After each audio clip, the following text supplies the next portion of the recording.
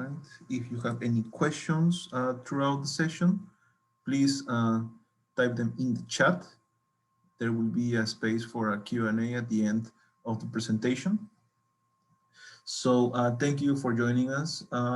Our topic today is how to check and improve your team's health using a team radar, and there will be a little surprise at the end. There will be a little demo at the end of the presentation.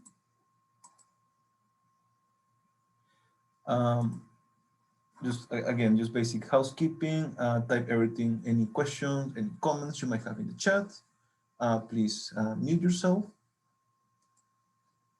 We appreciate our sponsors, the support of our sponsors, Apex Systems, Strategic Systems, and Tech Systems.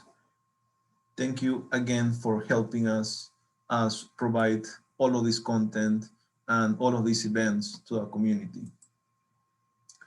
I definitely want to mention that we have some learning opportunities available in our website. Definitely check those out.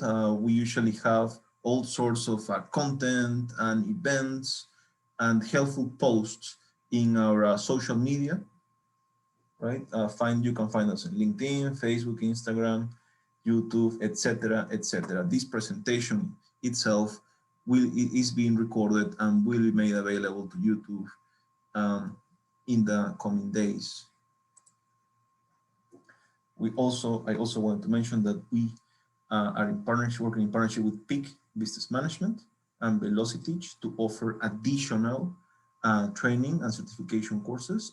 You can also find those in our website. Please do check those out. And lastly, we also have a job board section in our website with newest jobs and opportunities for anyone looking for a career change or a new opportunity. Of course, if you are an employer, you can email any opportunities to jobs, that's J as in James, O, B as in boy, S, at PMINEO.org. Without further ado, let me hand it over to Steve Peterson.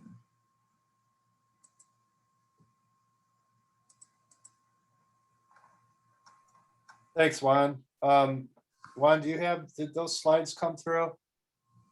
I did not see them. It's a big file and it's still sending, so I'm gonna have to present. No worries. I just made you the host. All right. Oh, okay. Sorry about that. Let's see. How do I share? Ah, I see.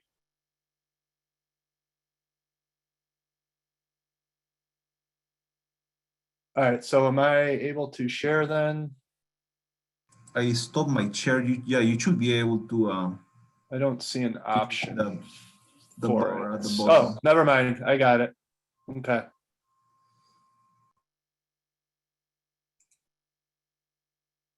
All right, just a second here.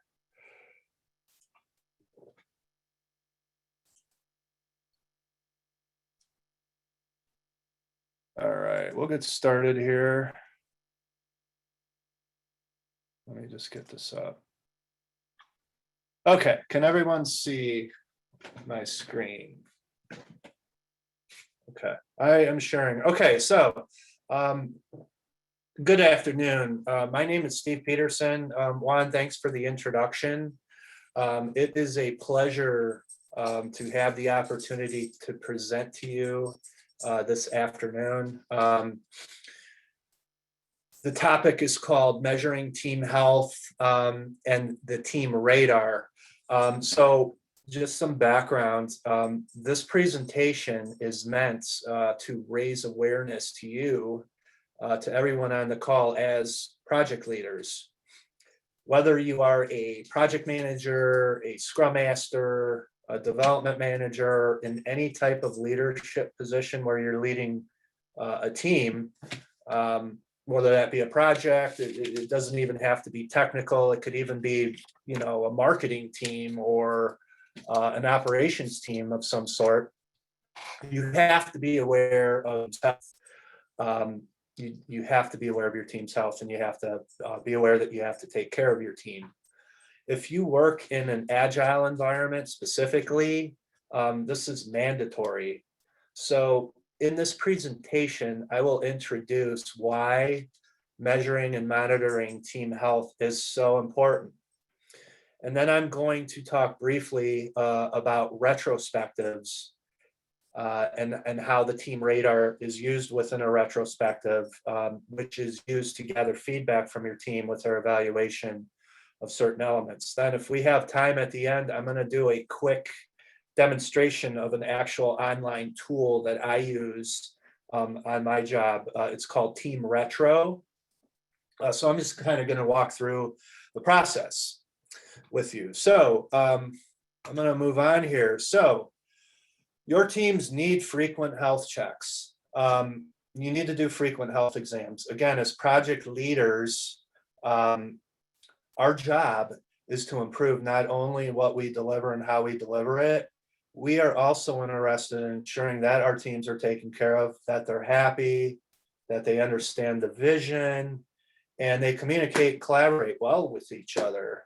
So there has to be some way to measure that in some way. After all, you're not going to be able to fix something that you don't know specifically about. I mean, you might hear, yeah, my team has low morale, but like, where are they struggling? So that's kind of the purpose of doing these health checks, is to do this on a regular basis. It's like getting an annual physical from your doctor, right? It's the same way with a team. You need to do a checkup on a regular basis, at least quarterly, or, however, whatever type of frequency you want. So just to set the stage here, the context of what I am going to go over, it is grounded in the Agile mindset. So a lot of what I'm talking about is going to apply to an Agile environment, but regardless, if you're Agile, waterfall, it doesn't matter. This applies to any team.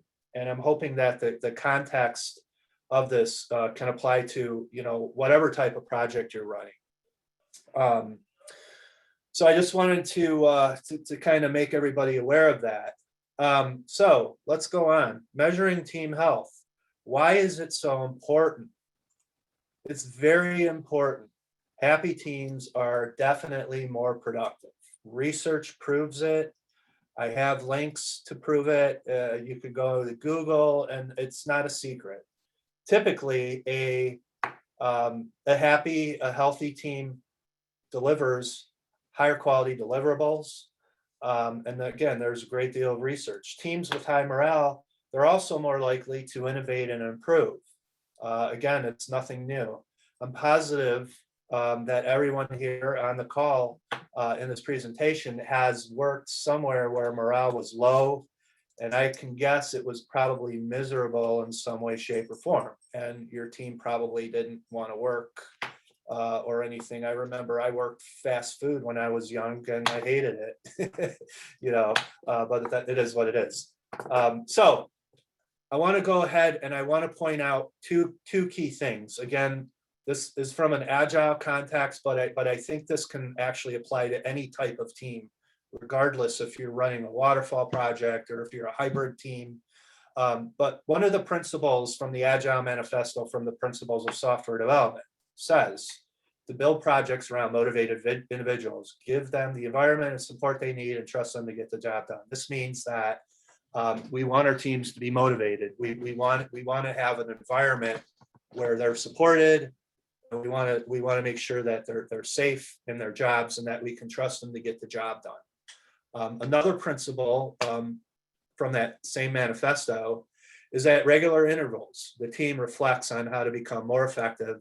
Then they tune and adjust their behavior accordingly. So on one end, we want to make sure that our teams are motivated. It's our jobs as leaders to make that happen, to give them the support, or to escalate it up our management chain to make it known. And then the second point is that at regular intervals throughout the project, the team should reflect. They should take some time out their schedules, maybe an hour so often, to reflect on how well they're working. Where are things going well? Where aren't they going well? What are we unhappy about? What are we happy about? And how do we react to that and take action items to make things better? So what is happy though? Research has found that making progress was one of the top ranked motivating factors. Teams want to be clear of roadblocks. They want their needs to be taken care of. The opportunity to make a difference.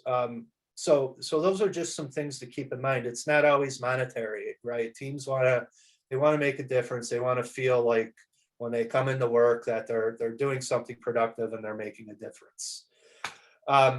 So I'm going to shift gears here and talk about how and when to measure team health. Again, there are many ways to do this analysis. You could send out a survey through SurveyMonkey. You can talk to the team and try to get it out of them. You could have one-on-ones with your developers and your testers and whoever's on your team. Those are good for specific things, but the most common way where this should happen, where it most likely would happen, is during what's called an Agile retrospective. So, for example, Scrum teams do a retrospective at the end of each sprint. Every now and then, it's a good idea, maybe every third or fourth retrospective, to do this activity called a team radar. But I'm going to walk through the process of a retrospective, and it really involves 5 main steps. And again, you could do this on any type of project as you see fit. The first step is to set the stage. This means when you're doing a team health check with your team, you want to have everybody there who is part of the team to be there to be part of the conversation. The first thing to do is to do an icebreaker event. This could be something like, hey, what's on your mind right now? Tell us something what did you want to be when you grow up? There's a bunch of questions, and the goal is to get people warmed up to talk. And this isn't really with a health check. You could do this for any type of retrospective where you want to get feedback from the team. Then you gather the data. You want to review how has the team been performing? How have they been doing the last 3 weeks or the last month or this last release? You could also do this for a software release or whatever point in time you want to do it. Then you want to generate insights. This means that the team would take a deeper dive into issues, both good and bad. They're going to talk amongst themselves on what worked well, what didn't work well, and kind of get that conversation going based on the data that we're seeing thus far. Then the next step is to decide what to do. So this is where the team would decide on action items and improvement opportunities. You might come up with a list and assign people who want to take the lead on making process improvements. And then the last step is to close the retrospective. Thank everyone for attending. So now we're going to talk about how to measure team health. There are many ways to measure team health. One thing that I really like doing, and I've done quite a few of these with my teams, it's called the team radar. And it looks like this to the right, sort of. What this does, it's a very collaborative discussion. It's at the team level, and it's very powerful when you have a team that is collaborating, talking about these things. What it does is it gauges how well the team's doing on different measures, such as values, the team values. How's our communication, engineering practices? There's other processes, communication, goal alignment, value, velocity. The results then are placed into a radar. It looks like this, sort of, where you have these are all dimensions, and then you have these spokes. It looks like a radar, and based on average scores that are collected from everybody's responses, you will come up with this rate, this rank, 1 being the worst, and 4 being better, and 5 being the best. So I'm going to move on. What are examples of these dimensions? And this is just a standard list. You can pick whatever dimensions you want to measure, but some of those measures are things like ownership. Do we have somebody who owns the product or who owns the project, who's accountable for the results? Is there value? Can the team define that value and deliver the value to the business and to the users? Goal alignment. Does the team know like what their goals are? Do they understand why they're here? Do they have a real goal or a vision that they're working towards? Communication, information and issues being shared. The team can collaborate. The team talks to one another on a daily basis. The roles, are the roles and responsibilities clear? Do we have the right developers? Do we have the right testers? Do we have the right skill sets? If not, what do we need, right? The velocity, meaning I'm not talking about things like story points so much, but the velocity meaning that can the team incrementally improve as we move along in the project? Are we finding what's not working well and are we fixing it? And then you have support and resources. Does the team have the tools both internally and externally? The process, is the process effective? Does it clear roadblocks and issues? And fun. Let's not forget, we spend I think it's like 1/3 of our lives at work. That's a significant amount of time. The team needs to enjoy that time together. They need to enjoy working as a team. So all these things are really, really important to understand and to keep moving, keep moving functionally. So in this next slide, I'm going to talk about, there's different ways to do a team radar. You could do it the old-fashioned way. And what you're seeing here is an actual team radar that was done at one point on a flipboard. And it's very simple. And I'm going to kind of walk you through this a little bit. So the way this would work, let's say you don't have an online tool. Let's say you're collaborating, everybody's back in the office and you want to do one of these activities.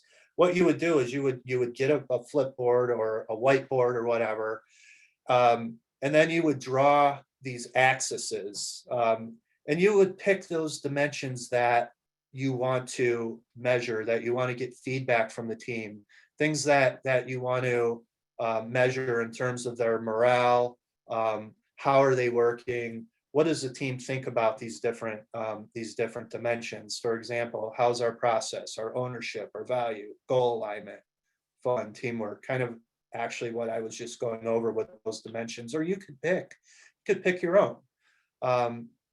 So what you do then is you put a ranking scale here, 1 to 5. I mean, you could use 1 to 10, whatever you want, and you draw that up on the board. And then you explain the dimensions you're going to use and let them know why those dimensions are important. Again, use a scale of 0 to 5. 0 means not at all. We're horrible in this. 5 means we're awesome. And then what you do is you get a set of cards or sticky notes and you pass them around to everybody in the meeting who's going to take part. 1 card for each factor. So in this case, you would give each person 8 cards. Okay, and then what they're going to do is they're going to rate each dimension. They're going to write the dimension name on the card, and then they're going to put 1 to 5 on that card, and then they're going to put them in a big pile. And then whoever is facilitating the discussion, they're going to sort those cards, and then they're going to figure out an average, right? So easy to release. We have an average of 4. We have an average of 3 for learning, an average of 4 for process, and so forth. So you're going to get this nice little graph. This facilitates that discussion, and we'll get into that here in a moment. So I'm going to move on here. I'm kind of going to jump into an online tool. There are a lot of these online tools out there. Most of them you have to pay for. They offer trial editions, but what I'm going over here is a tool called Team Retro. It's widely used in the industry. It's really used for retrospectives, for conducting retrospectives, especially for remote teams. But it's a really cool tool. Most of them are like this. By the way, I'm not a salesperson for Team Retro. I just think it's a really good tool, and I wanted to walk you all through a scenario. But what it does is it makes it a lot more dynamic. There are a variety of health check tools within this that you can use. And I'm going to kind of go over these. For example, there's templates in here for actually doing a team health check, doing a team radar. There's a squad health check, remote team happiness, Scrum values radar, and a Scrum ceremonies radar. You could even make your own custom radar in most of these tools. So what I'm going to do now is walk through. I'm going to kind of walk through with screenshots first, and then I'll get into a live demo here in a few minutes. So looking at the retrospective process with the different stages that we discussed earlier, I'm going to take those stages and I'm going to walk you through like how this would work. Step one, okay, you schedule a meeting with your team. You're going to set the stage. You're going to open the meeting up, and you're going to be like, okay, everyone, let's do an icebreaker activity. Let's check in. Let's use a check-in question. And what you could pick any question, 1 or 2 words. What's on your mind right now? What did you want to be when you grew up? Describe a corporate logo or brand you most identify. I mean, you could pick anything. There's tons of websites where you could get ideas like this. Let's say we say, what did you want to be when you grow up? You go around the room. Oh, I wanted to be an airline pilot. I wanted to be a fighter pilot. I wanted to be an actor, whatever. And you kind of get the discussion going that way to get people to open up, because you really want to get people to open up during this activity. You really want to try to get that as much as possible. Okay. And part of setting that stage, and you could either do this during the meeting or before the meeting, there's going to be, in most of these tools, there's going to be a link that you generate, and you're going to send it out to the team. You're going to send it out. You could either do it through email, or you can actually do it through the tool where if it's linked to a corporate, through a corporate domain, it might actually be able to just send it directly to those who are registered within the tool. And so whether if you're a Scrum Master or the project leader, the project manager, whoever is going to facilitate the discussion, they're going to send this out. The team member is going to get an email to the board. And then they're going to click on this link, for example, and it's going to take them to the questions. And this is what I would call step 2 in gathering the data. This is where you're going to gather the data. You're going to let the team have some time to respond to each question, and each dimension is going to describe what it is. For example, ownership. The team has clear ownership or a dedicated PO. Okay, and then they're going to rate. They're going to rank these based on how they feel. Okay, you're going to give them some time to do that. It could be 5 minutes, 10 minutes. It should be pretty quick. Then the third step, kind of moving along, is called generating insights. This is where the team's going to respond. Their answers are going to come in, and the tool is automatically going to generate this radar based on those dimensions. These are average scores. So after everyone responds to it, this radar shows their averages, and immediately during the meeting, the team can see. They can see what the team overall feels. Okay, so for example here, we're not having a lot of fun on the team.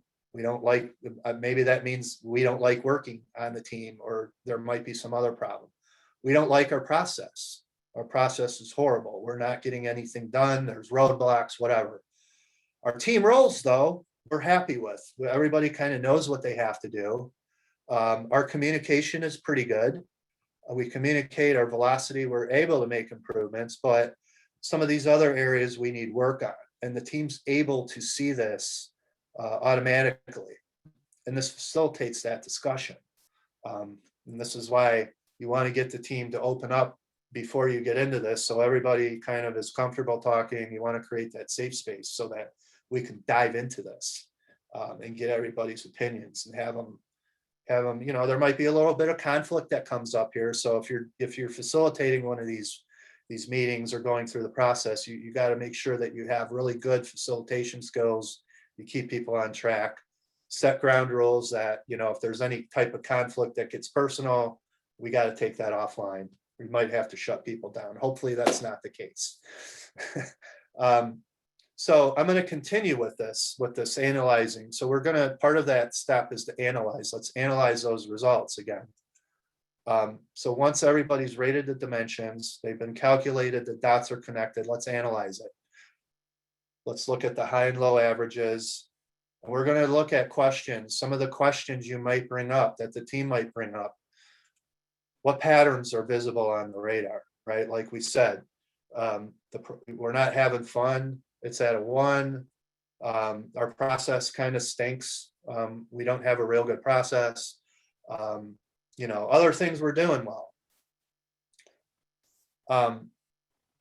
Again, kind of on that pattern, on that same note, what dimensions require improvement? Which ones require action items or next steps? So how do we improve fun? How do we make that better? What are some action items? So the team needs to, like, you got to get the team to start thinking about this, because the team owns the work. It's their work. They're the ones who have to get things done. It's their, you know, they have to work together to make these improvements, to make their health better, to make, you know, to make the process overall better. What are those action items? And then what are the next steps based on those action items? Are there any dimensions? Are there any things we should celebrate? Well, we said that there are, you know, everybody knows their roles very well. And there are some other dimensions that, yeah, we communicate well. Let's celebrate that. Let's keep up that win. Let's figure out how to keep that win going. And, you know, can we use examples from those stronger areas and apply them to areas that we're not doing so well in? This helps keep the morale up as well. Is there anything that surprises us? Maybe maybe some folks in the radar thought that, hey, we are having fun, or maybe management thought the team was having fun, when in reality, when you do this assessment, maybe management's surprised that we're not having fun, and they might want to know why. And that kind of leads into this next point. What should we address to leadership? Well, if you see that the team's unmotivated and they're not having a good time, they don't enjoy their work, the process kind of stinks, how do we address that? Do we need to address it to leadership? Do we need it to step it up and take actions? So those are just some things to think about as you're looking through the results on one of these radars. So then we kind of move into deciding what to do. What do we want to do as a team? In this step, we're going to discuss how to improve those problem areas. Okay, a suggestion in doing that, we want to look at those areas that maybe have the lower scores, and we want to figure out, well, how can we create action items? What do we want to try? What do we want to experiment with to get better? And the recommendation is to use what are called SMART goals with those action items. You want to have the team go around and, you know, you want to get everybody's input. And you want to have them brainstorm some ideas, and you might put those up on sticky notes or a whiteboard or whatever way you want to do it. But you want to make sure that those goals follow SMART. So they need to be specific, they need to be measurable, attainable, realistic, and time-based. One thing to keep in mind, though, when you do set up, when you do like start talking about improvement areas, don't overcommit. I mean, you want to pick things that you can do within a reasonable time frame, and you want to make it to where the team will see improvements. Where we're not just we're not picking like 10 different things that we know we can't do, but we're just paying lip service to it. So don't overcommit with those things. So that's kind of where I'm going with this, is going through that process of self-evaluate, letting them see how everybody feels about the way they work.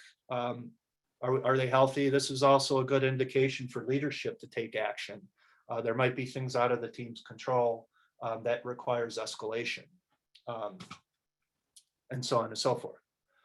So some additional tips. I might have brushed up on these earlier, but you want to make sure that you create a safe environment, meaning, it's your job, if you're facilitating one of these meetings, or if you're the Scrum Master or the project manager or whatever, when you have these discussions, you want to make sure that you create a safe environment. That might mean setting ground rules and being strict about those ground rules. Hey, no name calling. We're here to work as a team. Everything that we talk about in this meeting stays in the room, right? We're not going to go. We're not going to go tell your boss that you think the project stinks. We're not. You want to get people's trust because you want them to open up. The other thing is that you want to do these health checks frequently. And it's up to you, it's up to the team how often you want to do it. Is it once a month, once a quarter, every release? It's up to you. I wouldn't say do it like every week. That's kind of pointless. I mean, because you want to give time to implement those action items and to try to make improvements so that you can measure next quarter. Well, let's do another radar. Let's do another health assessment. Are we getting better or are we getting worse?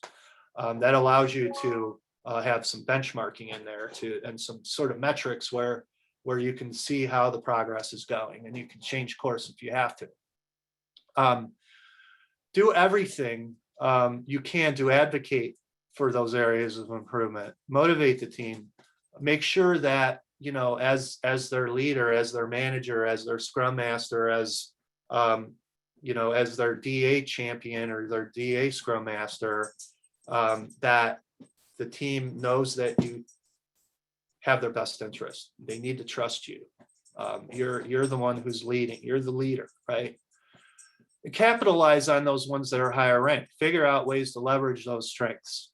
And there's other tips here too. I mean, a lot of it is technique. It really requires a lot of good facilitation skills, but really the main purpose is you want to get the team to drive this. You want to get the team to feel like they own the way they're working. They own their own happiness. It's up to the team to make sure they're happy, and they need your support.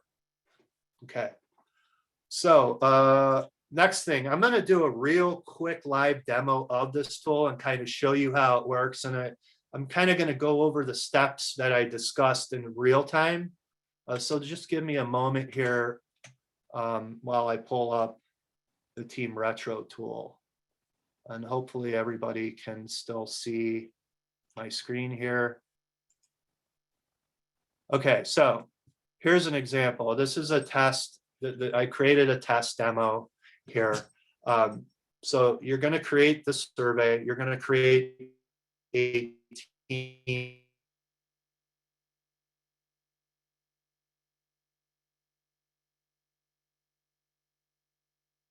I'm just using a template right now that's part of this tool. It's going to generate that link. You're going to send it out to the team. The team gets it. My internet's unstable. So they're going to get it, and they're going to go through all these questions. And I went through this on my own. So, ownership. What do I think? It's a 3. Is it a 5? I don't know. Maybe our ownership. We'll put it at. Let's put it at a 2. Okay. Value. I don't know. That's a 4. Goal alignment 2. Let's say communication's a 5 and the team roles are 5, velocity's 4, and so on and so forth. Fun, we're going to leave it as a 1. The next step, this is where you're going to generate those insights. So you're going to go to discuss. When you go to discuss, it's going to show you right here. Okay, this is like we're doing really bad here. We're doing really bad on fun. We're doing bad on our process. we're doing bad on our ownership. And as you're going through this, like you're going to get the team to talk. Why aren't we having fun? What's wrong? Do we need to have a team outing? Do we need to go out for drinks or, get out of the office and do something fun? I don't know. Our process. What about our process? Isn't working?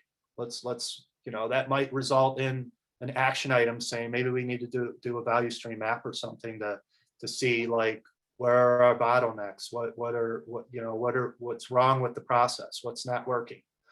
And what this allows you to do is you can go through these and then you can click on it, and then you could actually type those action items within the tool, and you can assign it to people who want to take ownership of it.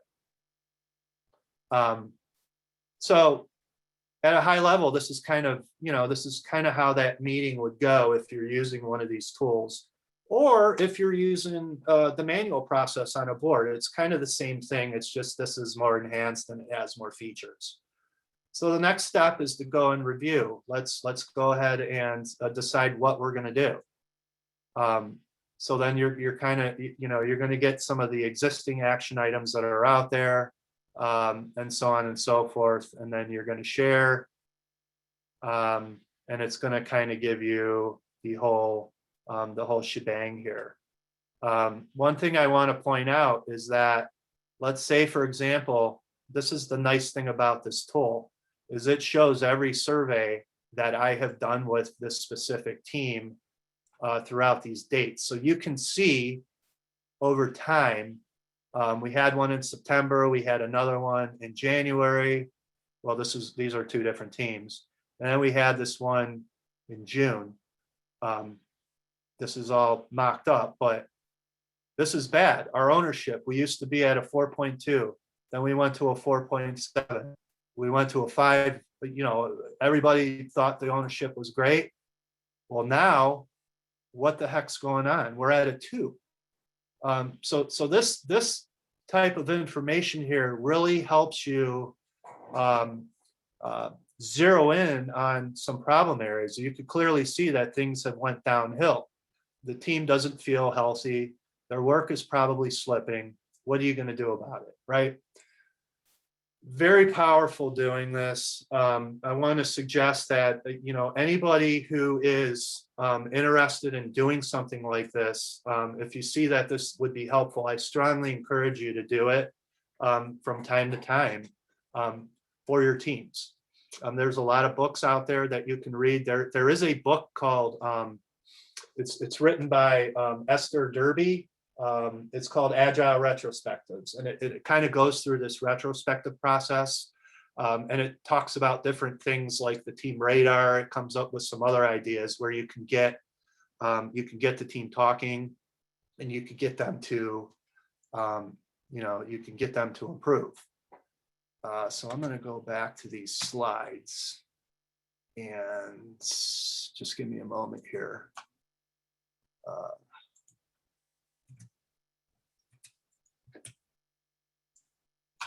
I don't know. Let's see here. So are there any questions at this point? Yes. We did the demo, and I'm going to move on. I guess we can maybe open it up to Q&A. I know I ended a little early, but what kinds of questions do y'all have? Yes, Steve, we did receive a question from Barb. She wants to know if you have ever prioritized or weighted a dimension of the radar. Yes, you can do, you can, I haven't done that specifically, but I mean, you could pick whatever scale you want. You could do, let me go back to this tool here real quick, and I'll show you.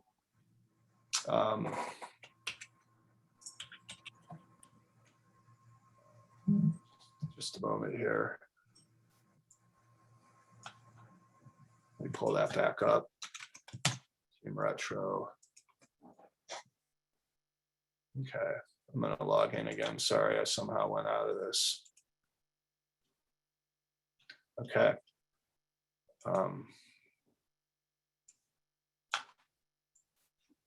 going to show you kind of how that would work.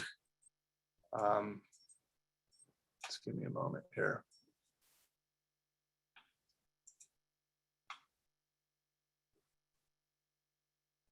Health checks. Okay, so for example, all right, so I'm going to come to start the health check. There are different ways you can do that. Some of them, you could create a ranked scale, 1 to 5. Some of them you can do a happy face, and I believe there is a way you can do, you can do a customized weighted average here, if that makes sense. Does that make sense? All right, any other questions? Yes, we have one. Anything? Someone wants to know who was the author of the Agile retrospective book. Is that something that by any chance? Oh, I'm sorry. Here, I will go to it right now since we're here. Let me and if you just have type this up. any other resources or any other books that you would like to share with anyone interested in health checks? Yeah, here it is right here. It is called, you can get it on Amazon. It's a really good book, actually. And I encourage you, you don't have to be an Agile team to do some of this stuff, but it's called Agile Retrospectives, Making Good Teams Great. It's a quick read. It's got some really good advice on how to run a retrospective, how to get feedback from your team. It includes doing things like health radars, and other things, a bunch of different activities that you can do. There's also a website that I use. It's called Retrium. Or I'm sorry, it's called so this is another site you can go to, and this has another tool that you can use, but I do believe you got to pay for it if it ever decides to come up.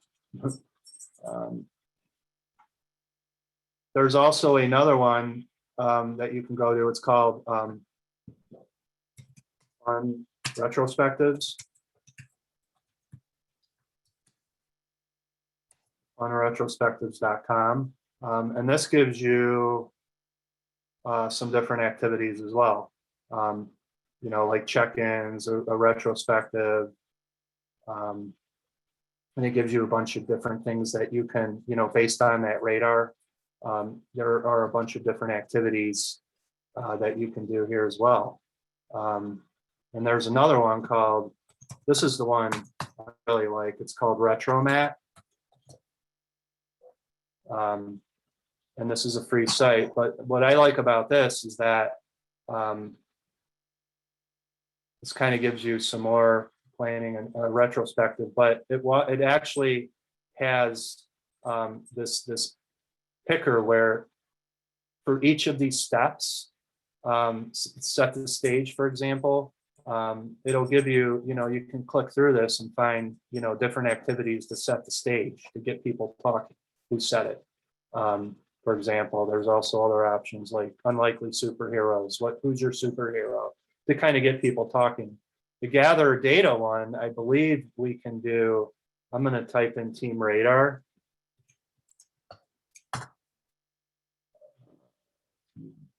Sorry, health check. It's one of these. I thought it was out here.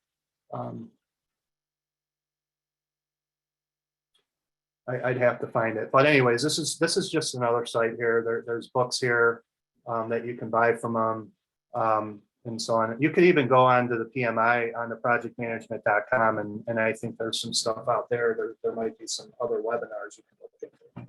So, thank you. We do have a couple extra questions. Let me see. What improvements have your teams experienced going through a team health check? Well, no, that's a great question.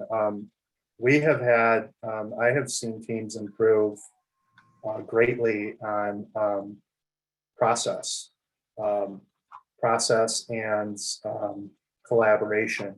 So I've had teams where, you know, specifically like when, and by the way, a good time to do one of these health checks is when, like, if you're starting a new team, it's really cool to do a health check before or right as the project's kicking off, because you could get a good benchmark of how the team feels. One team specifically, when I did one of these towards the beginning of the project, or when I actually came on to take the project over, is I saw that the team wasn't collaborating, they didn't communicate.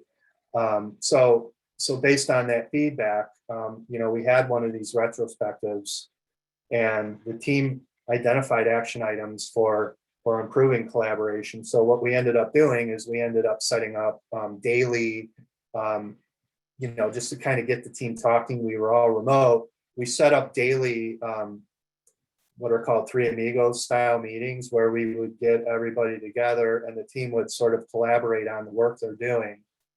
We would do demos, the developers would demo the software that is ready to go to QA. They would demo it with the entire team so that the team can see the progress that they're making, and it gives the team, others on the team to ask questions. It gives the developer to ask questions. It gets the project owner or the product owner to say, yes, you're going in the right direction. No, you're not going in the right direction. And that really helped the team greatly. It helped us improve our workflow. It helped us improve getting work across the finish line better, because you're getting feedback, immediate feedback with the team. It's something they weren't doing. We didn't really know about it. We didn't know people were struggling with it until we did one of these health checks. There were also some other questions around value. The team felt that they couldn't provide, like they didn't understand the value that they were providing to the business, to the users. So, you know, based on that, that required us to go back to leadership, to go back to the business owners and be like, look, yeah, we're delivering great stuff to you guys, but what value are we really providing? Are we seeing a reduction in operations time? Are we seeing a reduction, you know, in other areas in the process? Is it taking the users longer to complete a task, or is it shorter?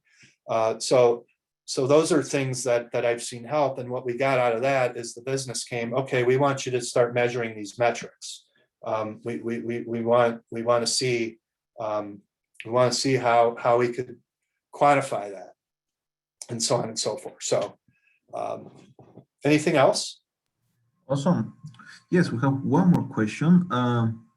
So oftentimes a low score in a particular dimension can be attributed to something that one individual, perhaps the project manager or the Scrum Master, is responsible for. How do you encourage people to be transparent? Does the Team Retro tool allow for people to submit anonymous comments that can be aired easily with identification? Yes. You could set Team Retro up to be completely anonymous. That means, and I can't pull it up right now, but that means that if we kind of go back to these comment areas, just give me a minute here. Just give me a moment here. You could set the retrospective up anonymously. So like, for example, I'm going to start a health check. Let me pull this up for you.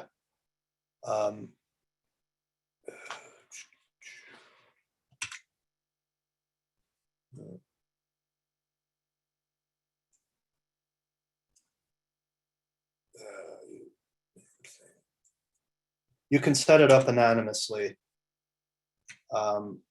I can't seem to find my window that I just had up because I have too many screens going on at one time.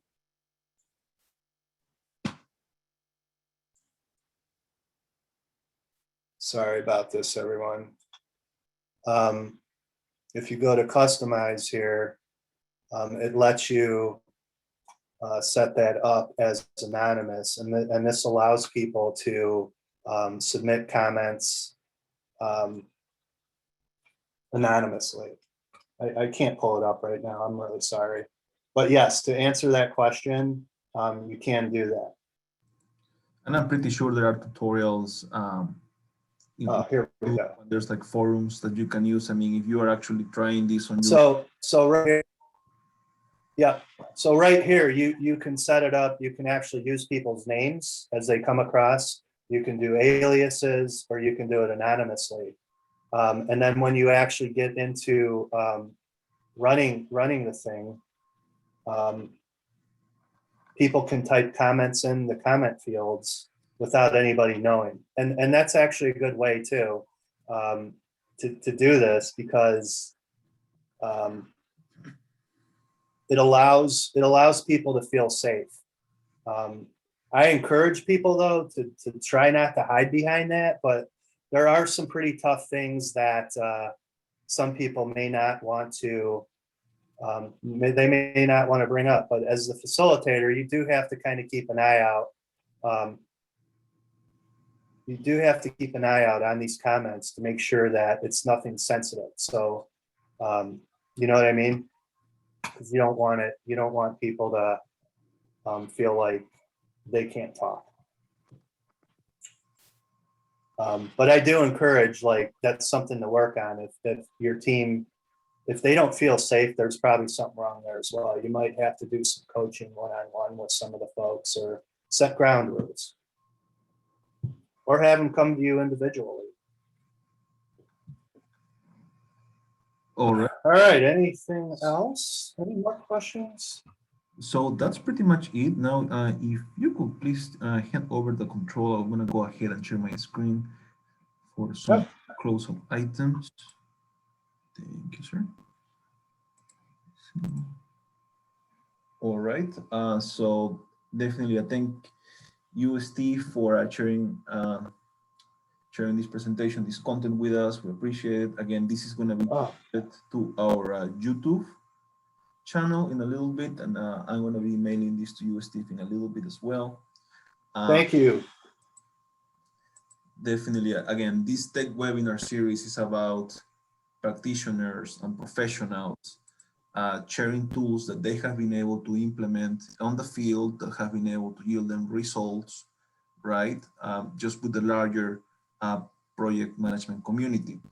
So we are looking for speakers. I did share the information in the chat as well.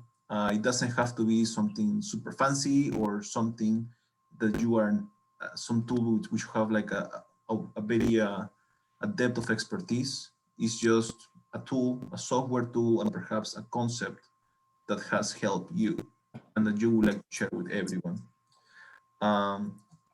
Please reach out with any suggestions, or if you would like to volunteer for one of these presentations, please email B as in Victor, P as in program-programs at PMINEO.org.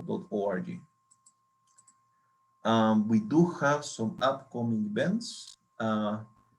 Please stay in touch by following us on social media. We do have a couple of events. Most events are free and open to everyone.